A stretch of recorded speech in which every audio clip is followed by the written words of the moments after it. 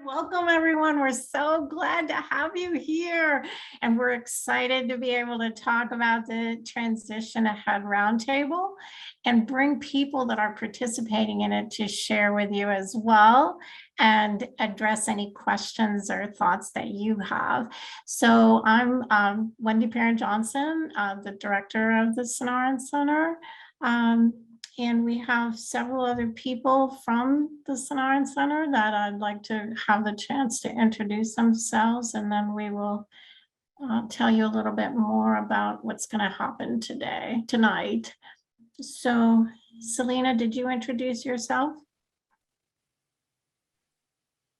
Thanks, Wendy. I'm Selena Urquidez. I am the coordinator for the Transition AHEAD Roundtable, and I'm also the host of our meeting today. So if you have any questions, feel free to direct them to me in the chat.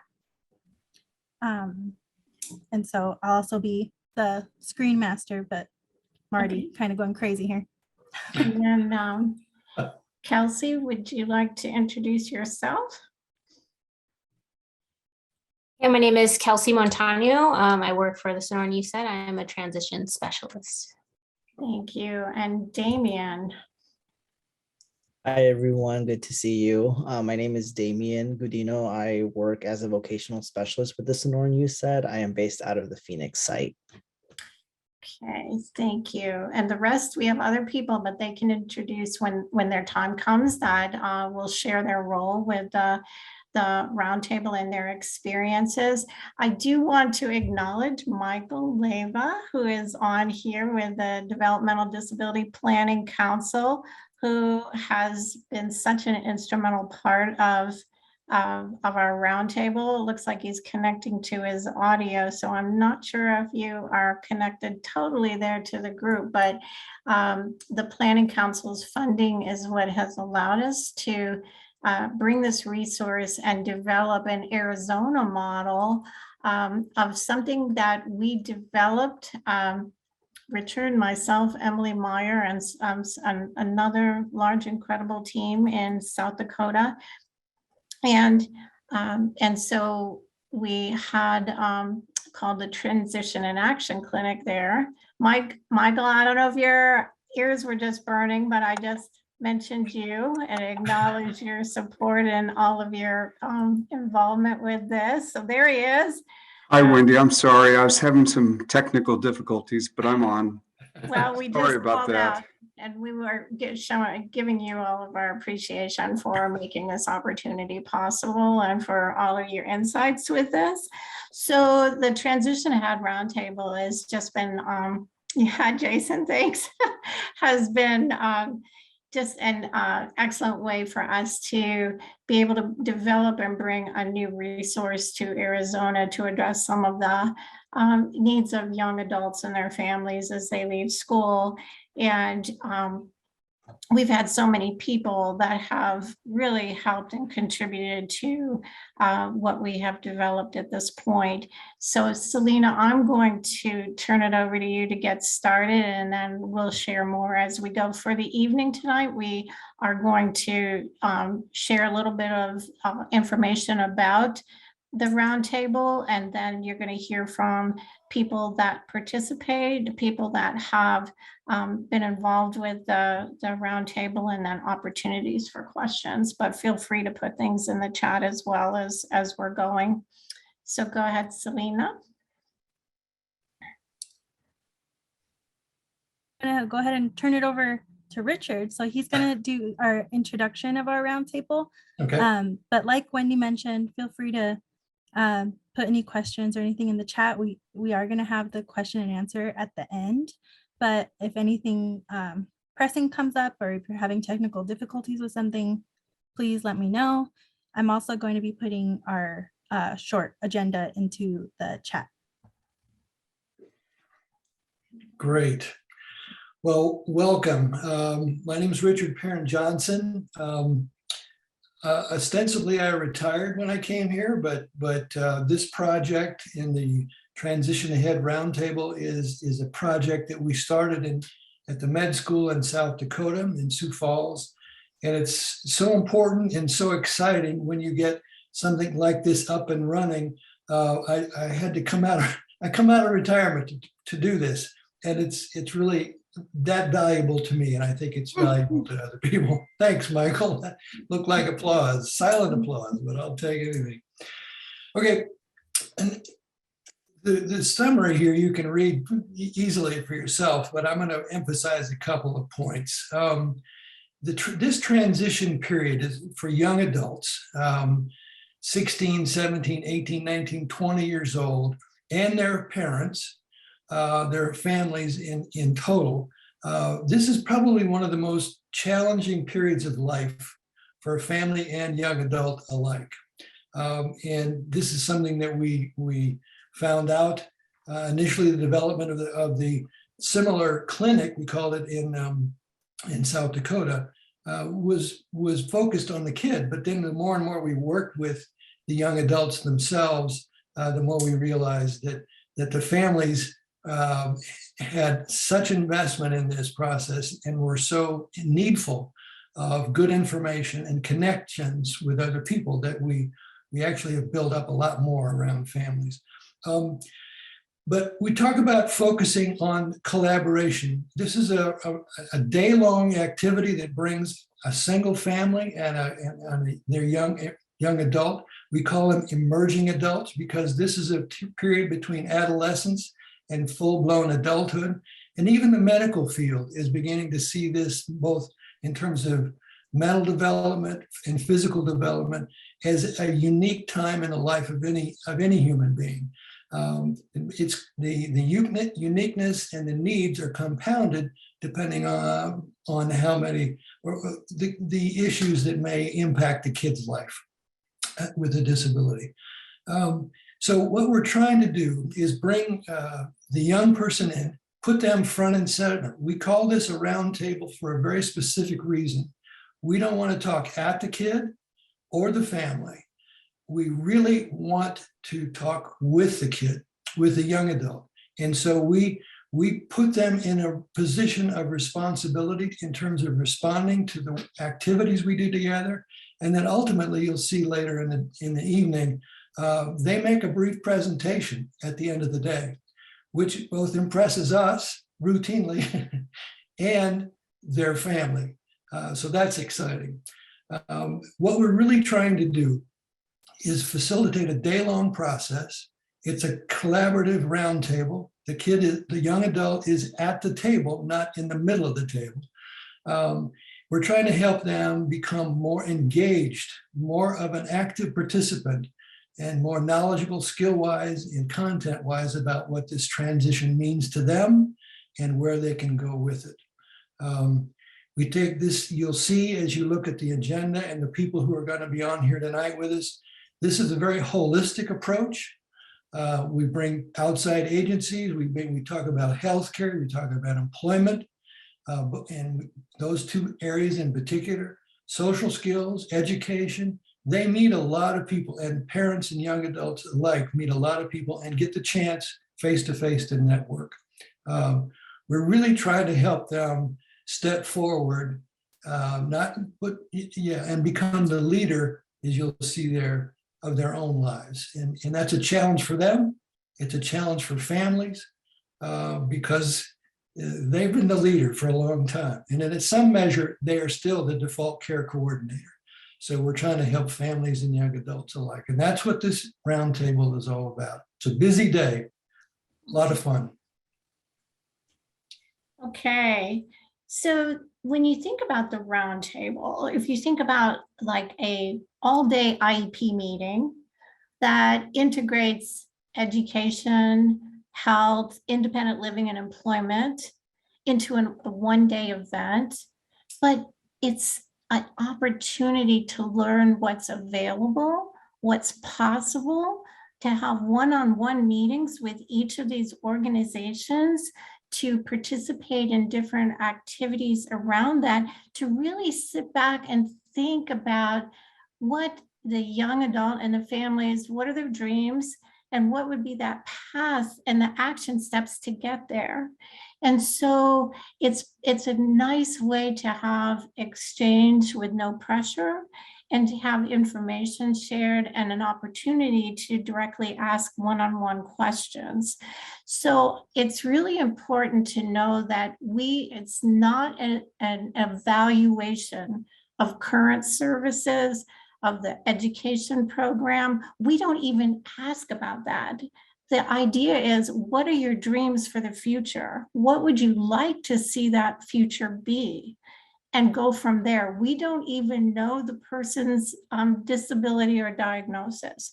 We literally go from that person's experiences and where they would like to go forward, and helping them with the information so that they can think about it, share that with them, and then follow up later to see if there's other questions or other resources that might be helpful, because it is a lot in one day to be thinking. And that's one of the biggest comments that we hear is, this is so much, but it's nice to have it all at one time to know what those opportunities and resources are. So I will turn it to you, Selena, to go over the agenda here.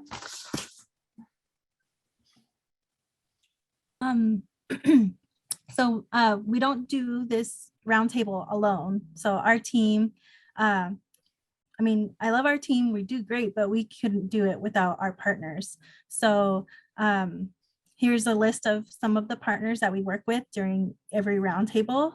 We have Raising Special Kids, Tohono O'odham Community College, Ability 360, Direct Advocacy and Resources Center, Vocational Rehab, and DDD join us for every single roundtable. And so they are a big part of what makes the roundtable a great day, not just for the youth, but also for the parent, for the families who sometimes feel so lost. And by bringing them the resources that they might need at some point, I feel like we fill a major gap that they have, that the barrier to their transition.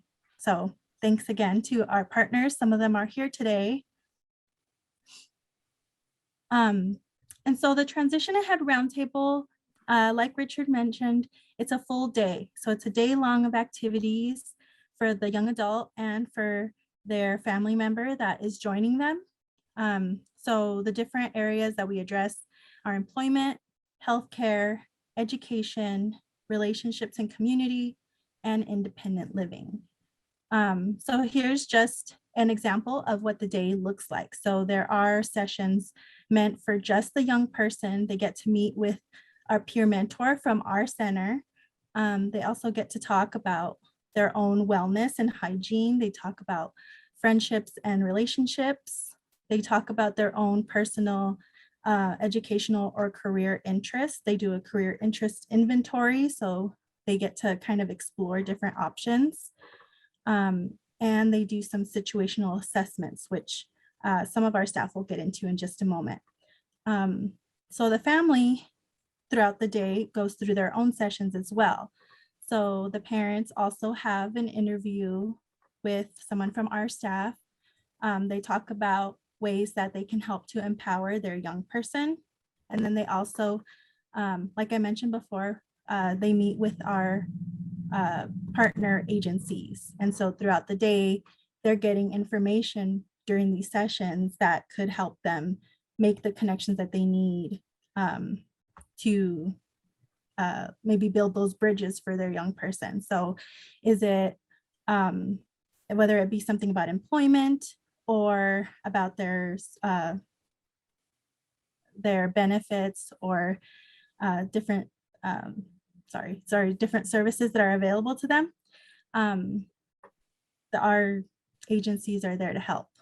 And so we also have joint sessions going on where both the youth and their family participate at the same time. So these are conversations where they talk about healthcare, healthcare transition, what's going to happen when this young person moves from a pediatric provider to an adult provider. They talk about education and training. And then at the end, we have a debriefing where the young person presents on their day and their goals, and then they sit down and have a family goal setting session together. It's a busy day. It starts at 8:45 in the morning and goes right on through till Yeah. 3:30 in the afternoon, as you can see. It's a All long right. day, but it goes fast. It does Yeah, go it fast. does. I feel like, I feel like it goes fast. Yeah. But like I mentioned, one of the youth's most favorite part of the day is the situational assessment. So we have Damien and Kelsey, who are members of our USAID staff, who are the point people for these situational assessments. So I'll let them expand more on what those are like.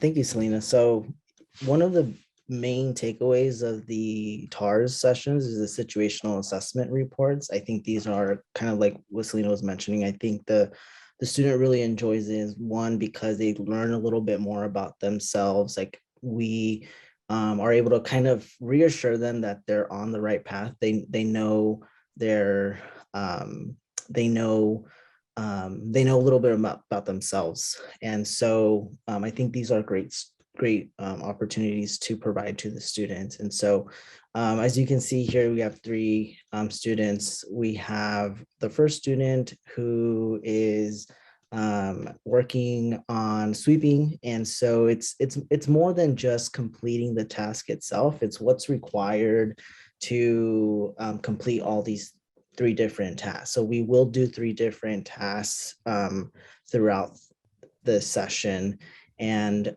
assess the soft skills. So organization skills, time management skills, oral comprehension. So not only is the student needing to complete the task, but how well does the student understand and comprehend what the instructions are? So active listening and things of that nature.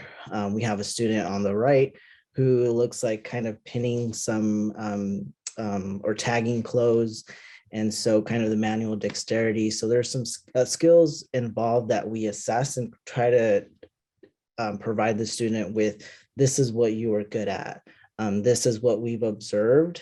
And might be some challenges in how we can kind of bridge that and help the student kind of build on those challenges to make sure that they are kind of successful in a vocational experience during high school, summer program, and anything like that. So these are all in-person situational assessments. We've also done some virtual situational assessments, and I'll kind of let Kelsey kind of talk a little bit about what those virtual situational assessments look like. Thank you, Damien. To piggyback off of Damien, the situational assessments that take place in person, sometimes we're working with students who we're already partnered with, and other times we're working with students who are new to us and new to this program as well. So, and not just the assessment alone, but it lets the student and the family kind of get firsthand knowledge on the type of skills that their student is capable of doing in just a short amount of time. And the work shows for itself, which is nice. The virtual piece we're in development with, as we know, COVID has been a challenge. So there's been more of a push for these virtual assessments. It's the same idea. We put them in with 3 to 4 different tasks. And this is where we get a little creative. Sometimes it's, we're helping the employer create a flyer. We're helping the employer create a Facebook post or something to promote their business. We've done anything from social media to helping budget and keep track of the employer's gosh,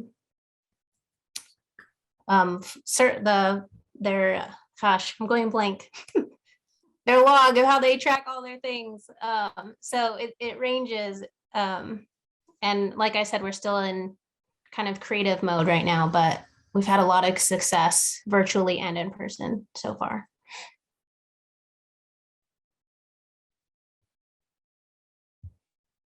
These are really valuable. These situational assessments are really, again, I think both Kelsey and Damien indicated this, we're looking under what conditions, under what situations does the young person function well and maybe sometimes not function well. So it's less about can they actually do the job. We're interested in that, but we're looking for the right fit environmentally for them as much as anything. We can get to the skill building as time goes on. We would like not to advocate that they move into positions or activities that are just not a good fit for them emotionally or in those particular situations. Some people like quiet, some people like busy. Some people are social, some people are less so. So we're looking for those kinds of things.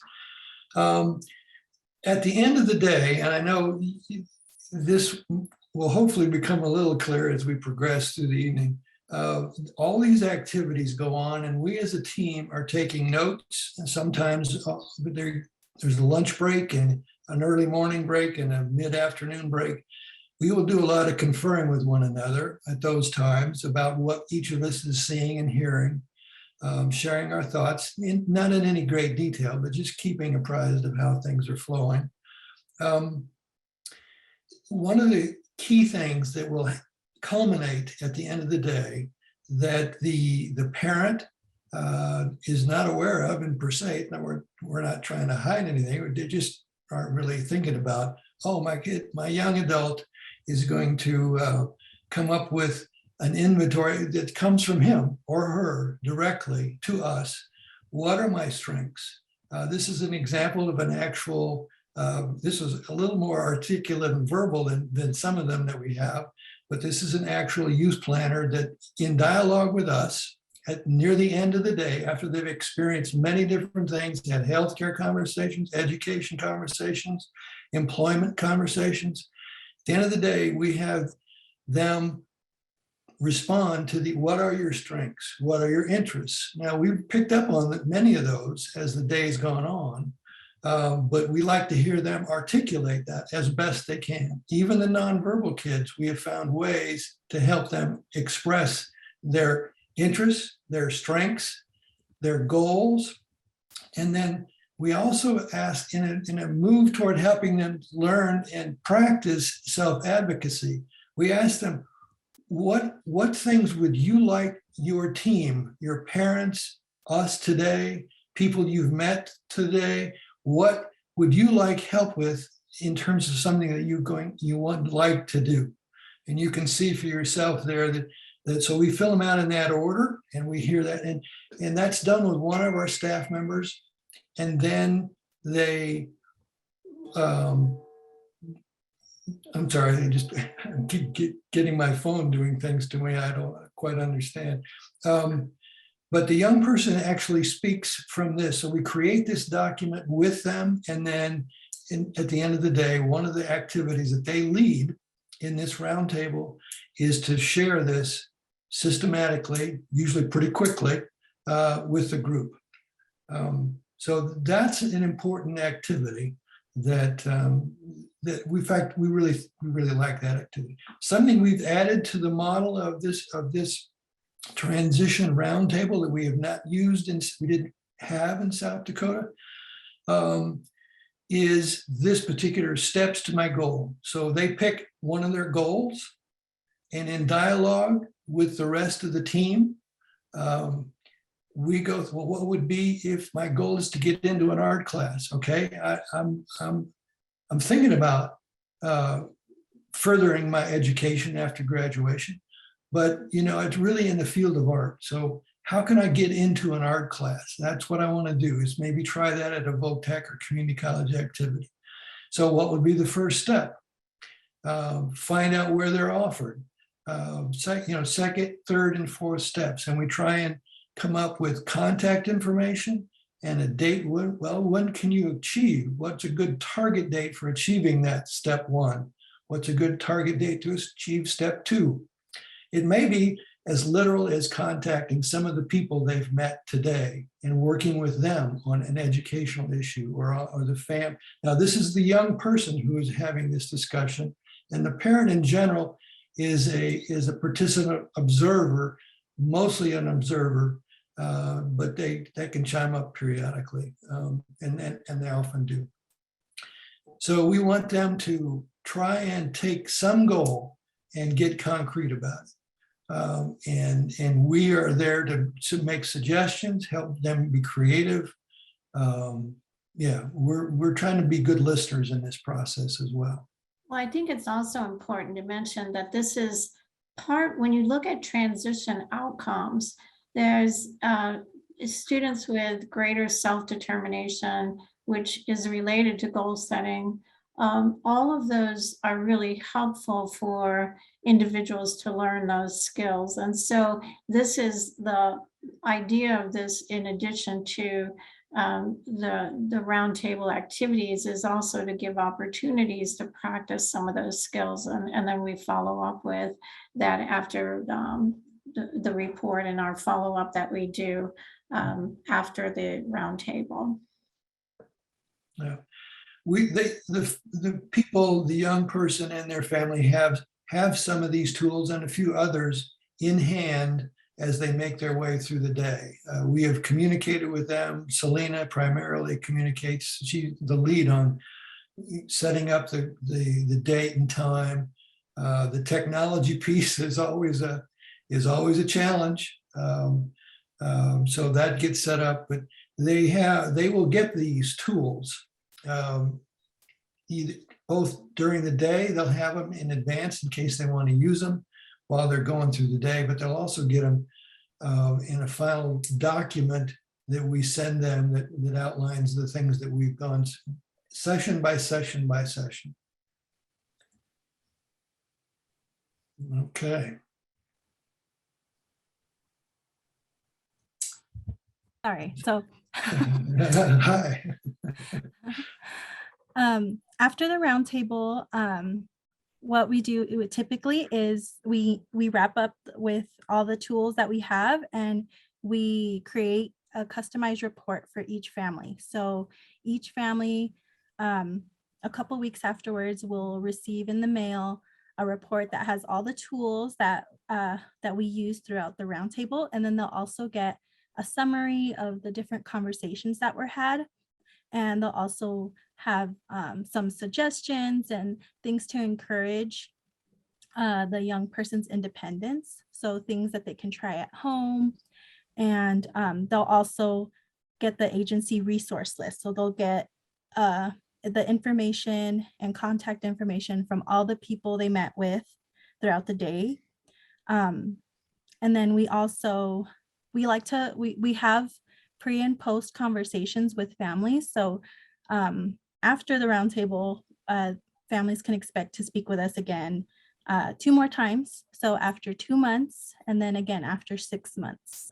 And we like to do the follow-up to see how things are going, to see if the families feel like they are well on their way to transition, or just to kind of see where the family is in their progress. We also collect surveys, and again, they're pre and post, but afterwards we collect surveys, and that way we can kind of measure how each individual has progressed in different areas of their transition. So before we go to that, I just want to, emphasize one thing that make sure this is clear. When we first developed this Transition and Action Clinic and planned on the roundtable, it was an in-person event, and people would come and participate, and all of the team members participated in person.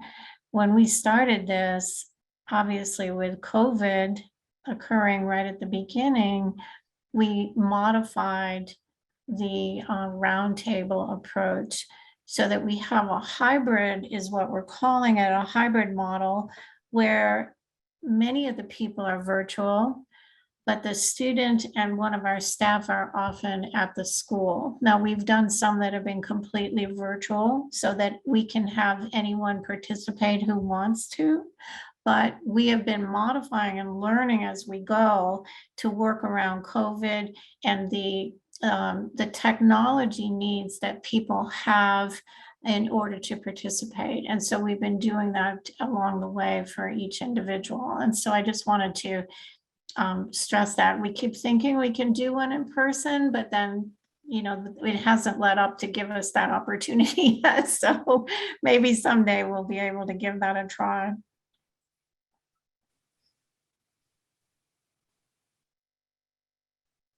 Fair enough.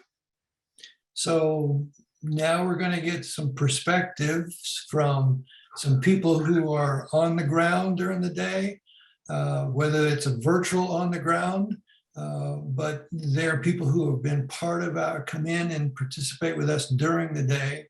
And we'd really like to have you hear from a couple of them this evening, and then a couple of the staff members you've already heard talk about the situational assessments. So it's their perspective on what we've built and their experience of how this is working is what we're going to ask them to provide.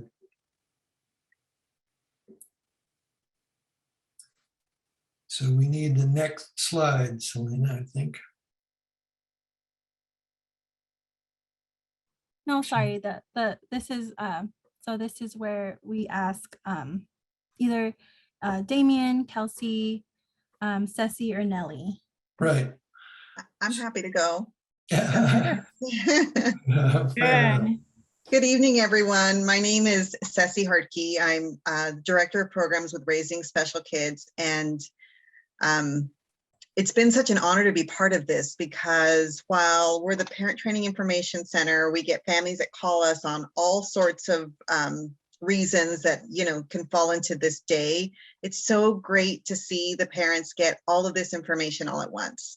And so our job has been to talk to the parents once they've had a day long of resources and information and a little bit of overload.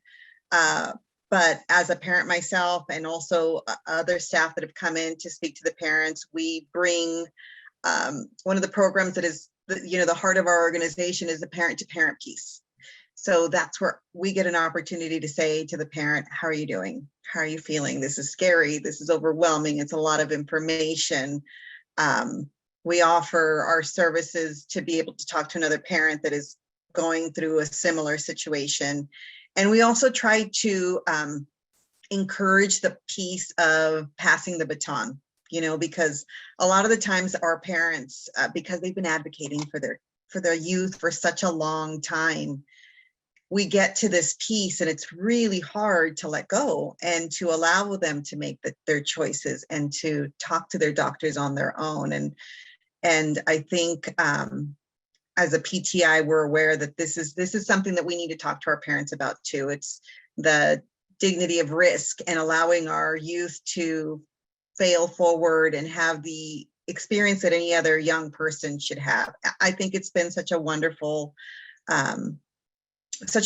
tool. Again, it's a lot of information, but we talk to families all the time that might, knock on our door at 20 with a 25-year-old and have heard of one of these resources or have missed the boat or for whatever reason. So this is a really great tool. I would encourage all to, do this. I've spoken about bringing my own son to this because I think it's transformational, not just for the youth, but for the parents.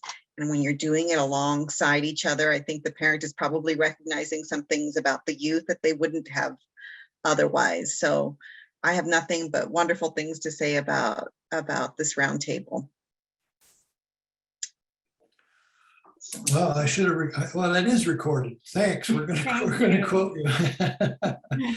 I mean, the people and the next few people you will meet have such great empathy and compassion, and with family and young adults, it's just been a thrill to have them as part of this team. It wouldn't really have the quality that it has. It gives parents a lot of face-to-face connection and hope, frankly. So it's great. So out there is Nellie Sanchez from the Division of Developmental Disabilities, somewhere on my screen. Thank you, Richard. Good evening, everyone, and welcome. I am so happy to participate in the roundtable. Like I said before, my name is Nellie Sanchez, and I am employment specialist with DDD. I cover the District South in the Tucson area. And it's an honor, like Ceci said, it's an honor for me to come and talk to the families and the young adults about services that DDD offer, especially employment services that we offer, and how we collaborate with vocational rehabilitation. Sometimes the families and young adults are coming with many questions, and while they are at the high school and they want to smoothly make a transition to real life, or a smoothly transition to if they are looking for a part-time or a full-time job, but they don't know where to start. They don't know where to go. They don't know all the services and the support DDD can offer, and they don't know how to start. And I explain the families that different kind of employments we offer in the job coach these young adults can have while in the community. And sometimes families, I don't know if they are DDD members or not, but while talking, they said, "Oh, I was not sure that I can apply to DDD and I can have these opportunities for employment." And how we collaborate with vocational rehabilitation. And I am so happy to answer all the questions on how to apply and how to provide employment services, and the steps they need to follow in order to either get some experience while these young adults are at the high school and they can have a part-time job, or gain the skills they need to have a future job in the community. I am so happy, and it's an honor for me to be part of the roundtable, because I think it's a great tool for families and young adults, because there is a lot of partners and agencies in the same day, and they can ask questions and know that different avenues in what way they would like to go. And the good thing at the end of the day, I know Selena prepared a huge information package for the families for them to take and go home with all this information. But the roundtable is a great tool for our community. And for these young adults, they are looking for make a soft transition, either if they are looking for a job or they would like to continue with college classes. Thank you. Thank you, Nellie. So we're actually going to move on to the educator perspectives. So we have Julie Daniel on here, and Neri should be on here as well. She is. Hi, I'm not sure who wants to go first. Hi, I can go. Oh, go for it. Go ahead, Julie. Okay. So I'm Julie Daniel. I am the transition coordinator over at Intermountain Academy, and we've been participating with USAID in the transition roundtables for pretty much the whole school year. And I have to say, it's been a really fantastic experience for our youth and for our families. I think one of the coolest things about the transition roundtable is, well, there's two, right? I think the number one cool thing is that it gives our youth a voice. And I heard a few people bring that up earlier before. And I think it's really, really important. And I think it's one of the coolest parts, because it really puts the spotlight on our students. And I think a lot of times as educators, as service workers, as parents, it's really easy to kind of want to take over and lead the discussion about what you want to do and what are you good at. And here's what I think you're good at and what I think you should do. And this is a whole day that's just about this student and what they actually want to do. And sometimes that aligns with what we think, and sometimes it absolutely does not. Either way, I think we end up getting some really good information. And then I also think the other really powerful part about it is the education of the families part. I think that's something that as working in a school, we don't always have a ton of extra time. I don't know how many of you are working in schools, but we don't have a ton of extra time to be able to educate families about the transition process sometimes, other than what we might get in our short little IEP meetings, which sometimes are not so short, to be fair. But it's a really good opportunity for families to understand that, number one, their kid has a voice. Number two, their kid is capable of so many things. And and then just kind of educate them about how, yes, it is a really scary process, but that there is a lot of support and there's a lot of services. And I think that's really powerful for parents. So I've gotten really good feedback from families, and I've gotten really good feedback from our students as well with the transition roundtables. So I don't know, that's kind of my perspective from the school base. I think it's been a really positive thing to have our kids participate in, and we've really enjoyed it. Thank you, Julie. Mm-hmm. Wow. Mary? I'm impressed. Hi, everybody. Thank you for the invitation to this kind of forum and all. But yeah, I totally agree with everybody. I have in the past 2 years we've been participating in the roundtable, and one thing that I had noticed is that in one day the student really blossom.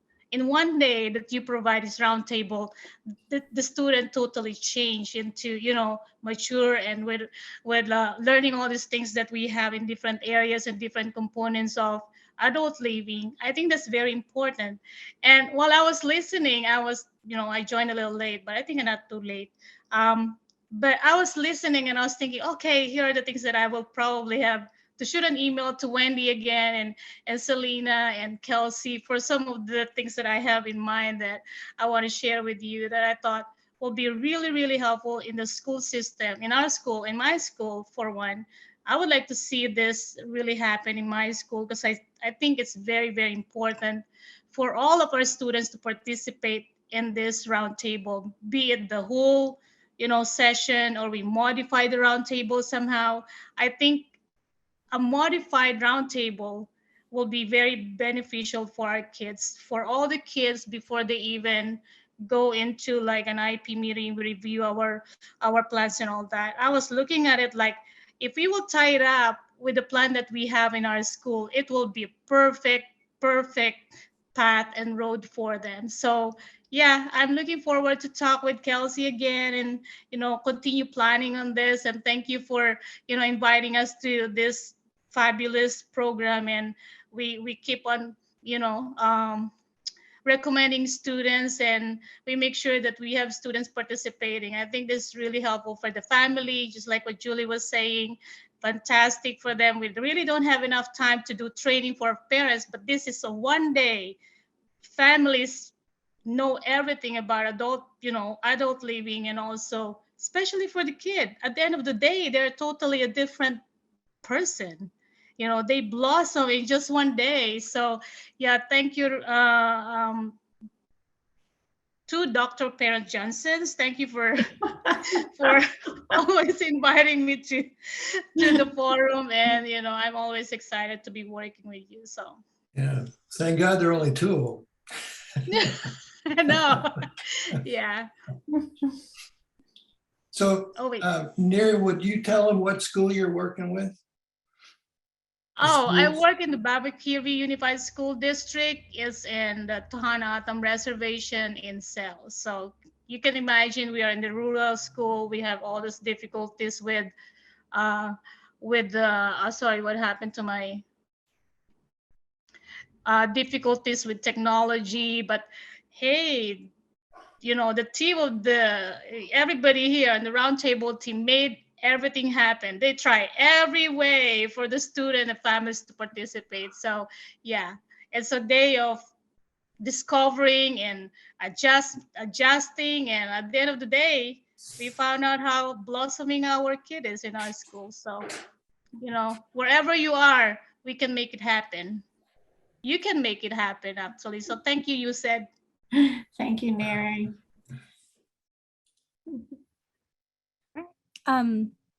If we have a little bit of time, I know we have a parent on, so it'd be great to get a parent's perspective as well. Are you there, Rosa?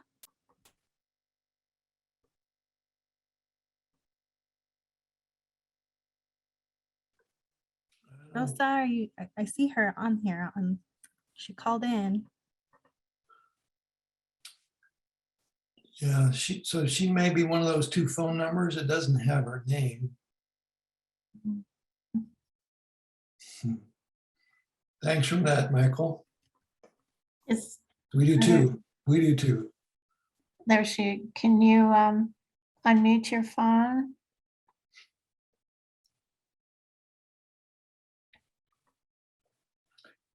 Rosa, you're probably gonna, well, not probably, you're gonna need to unmute your phone so we can hear your thoughts. Hello, about- can you hear me? Yeah. Yes. Yeah.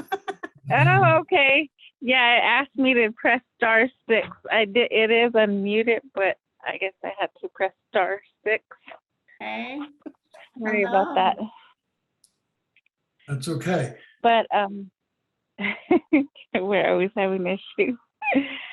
But we always find a way.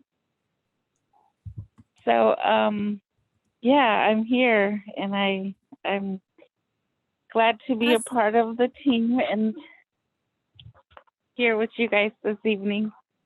Thank you for joining us, Rosa. Yeah. Thank you.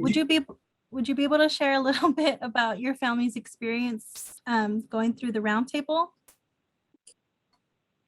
Yeah, so we're pretty new to the roundtable, and I was so glad that Mrs. Birdsell invited us and introduced us to this. It was just, you know, even though we're brand new, it was such a great experience. You know, I really appreciate all the work that you guys do for the students. And I wish we had known about it, you know, and a lot more parents here on the reservation would, you know, get involved. I did recommend one parent or family to Selena the other day because you guys just do such an awesome job. Like Mrs. Birdsell had said that just after that roundtable session that my daughter, she just like really, like she bloomed in a whole nother way, knowing that there's the support that she can do all these opportunities that she's gonna come across once graduating high school, because she is a senior this year. So, you know, just having those resources being available for her and her knowing that and hearing that, I think it just really helped her blossom in another way to not be so afraid after high school and know that, you know, she can do anything she wants to do. But yeah, it's just I think it's an awesome experience, and I really appreciate you guys doing the work that you do. And thank you, Mrs. Birdsell, for everything that you do. I cannot express that enough. But yeah, it's a good program, and I really wish, you know, a lot more students can be introduced to this here on the west end of the nation, because there is another high school here on the nation that I think would really benefit from this. So maybe, Selena, we can talk in the future and try and get that in there. You know, Rosa, when your daughter said at the end of the day, she said herself, "This makes me feel less afraid." We all, we of the future, we all wrote that down, and we conferred later that it was such a thrill to have her say that. We didn't put the words in her mouth, and you just basically reported what she said. So that was, I think that's not uncommon. Mm-hmm. Yeah, it really gives them a boost in their just their whole way of viewing the future after high school. Yeah. So yes, thank you. Excellent, thank you. Do we I have? think we have a few minutes for any Q&A. If you can ask anyone who spoke with us today. Does anyone have any questions, or you can feel free to put it in the chat if you're feeling shy.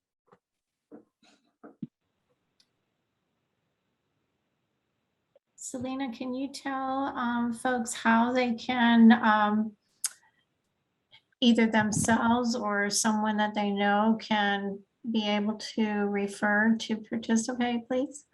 Of course. So I had put it a little bit before in the chat, but I will bring up, I'll bring up my slides again so that we can show, oh, and before we log off, we have a couple other acknowledgements, some other team members, Emily Meyer, John Johnson, and Jennifer Schultz de la Rosa. And then again, we are funded by the Arizona Developmental Disability Planning Council.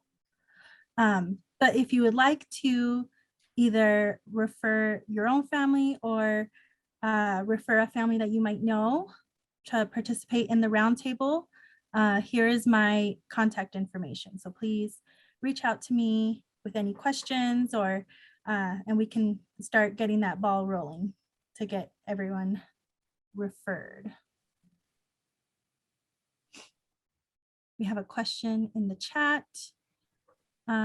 My daughter will graduate from high school in May. She has Down syndrome. She does not always prefer to identify as a person with a disability, so she might want to take part in this. And it sounds incredible. She might not. Any advice? Well, I can mention one thing, Amy, that we don't bring up disability. And like I say, we don't even ask what the person's history or disability is. And we have peer mentors who participate. We actually have two that, talk, to the person about their experiences and their dreams and, just finding some common ground. One of them went to college. One of them, went through the job path. And so I don't know that the idea of disability would necessarily be so overt. The services are there, but that also, it's just these, if you want a job, these are the things that are available. So and we can talk more about it if you want to explore further. I'm hopeful that she'll agree to do it. We're going to talk about transitions in her IEP tomorrow. And so maybe I can frame it that way. Yeah. But sometimes she's on to me. So yeah, I would just like to offer as a school perspective too. A lot of our students, when we first refer them and get them prepped for the roundtable, are not necessarily like chomping at the bit to go to it. They're kind of scared. They don't know what to expect. They're like worried about spending all day online, and they really don't want to go.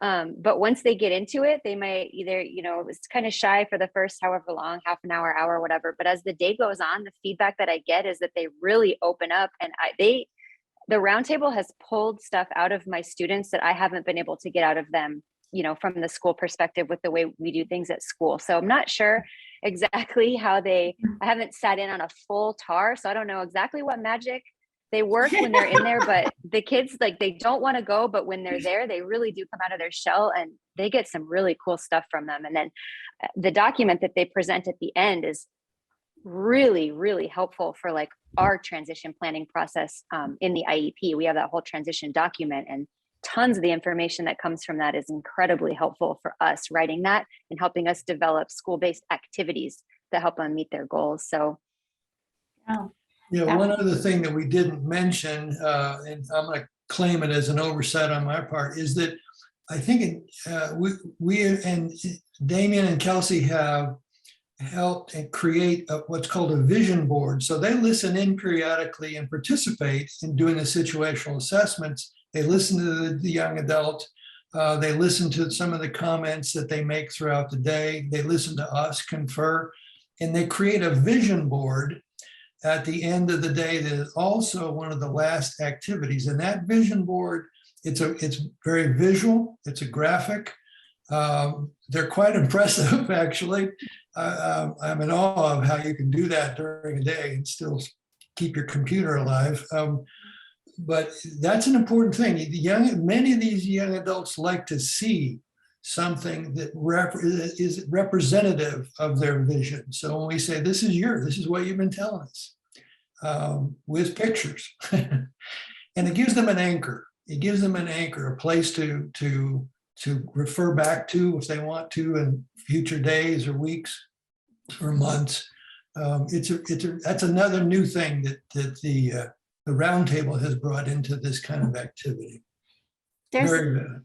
There's a couple questions in the chat, and Selena, I'll let you do the referral ones, but I did want to mention something. This is not based just in Tucson.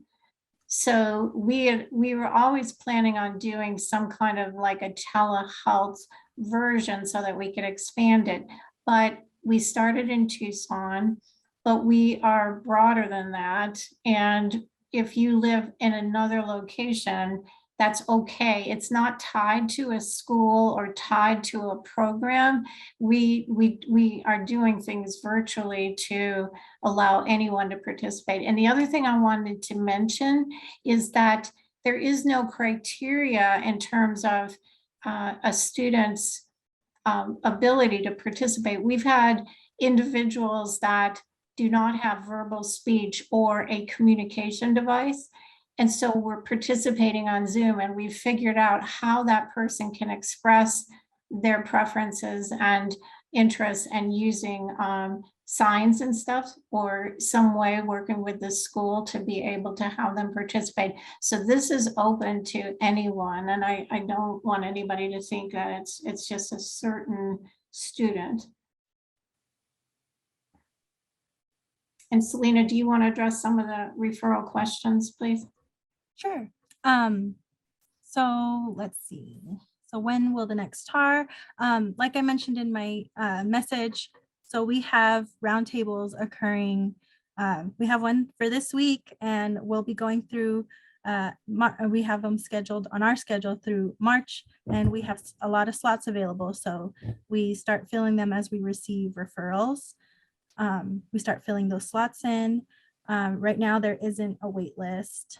And Monique, were you asking about the recording of this session? Yes, okay. So yeah, I can, this session is being recorded, so we will definitely be posting this to our Sonoran AHEAD YouTube page, so I can send out the link to the recording when it's ready, and it usually takes about a week. Any other questions? Sometimes parents wonder if there's a cost. There's not a cost to this. Wendy has already mentioned that regardless of the severity of disabilities, we will do our best to rise to the challenge.